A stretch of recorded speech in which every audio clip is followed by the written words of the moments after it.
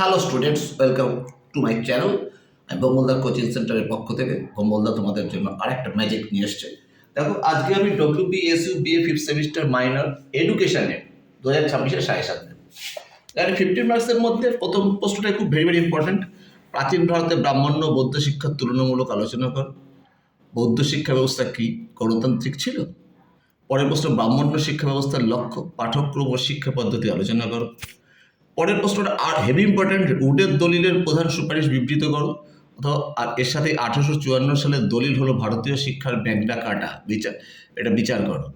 4 নম্বর প্রশ্নটা very important, Radhakrishnan কমিশনের মতে শিক্ষার লক্ষ্য কী? গ্রামীণ বিশ্ববিদ্যালয় সংক্রান্ত রাধাকৃষ্ণন কমিশনের সুপারিশ লেখো। পরের প্রশ্নটা 1986 সালের জাতীয় শিক্ষানীতিতে উল্লিখিত প্রধান সুপারিশগুলি লেখো।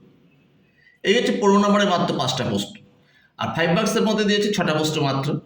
1813 সালের সনদ আইনের গুরুত্ব, ব্রাহ্মণ্য শিক্ষা ব্যবস্থার শিক্ষক শিক্ষার্থী সম্পর্ক, মুদালিয়ার কমিশন অনুযায়ী মাধ্যমিক শিক্ষার পাঠ্যক্রম অথবা সপ্ত প্রবাহ কি, সর্বশিক্ষা মিশনের উদ্দেশ্য কি কি, বিশেষ শিক্ষায় হান্টার কমিশনের সুপারিশ লেখো, আর ভাষানীতি বিষয়ক কোঠারি কমিশনের সুপারিশ লেখো। এই প্রশ্নগুলি পড়লে তোমরা ফিফথ সেমিস্টার এডুকেশনের সমস্ত প্রশ্ন কমন পেয়ে যাবে। তোমরা ভালো করে পড়ে যাও, আর তোমরা বেশি করে বন্ধু বান্ধবদের মধ্যে শেয়ার করো, আর আমাকে বেশি করে লাইক ও সাবস্ক্রাইব করো। আমি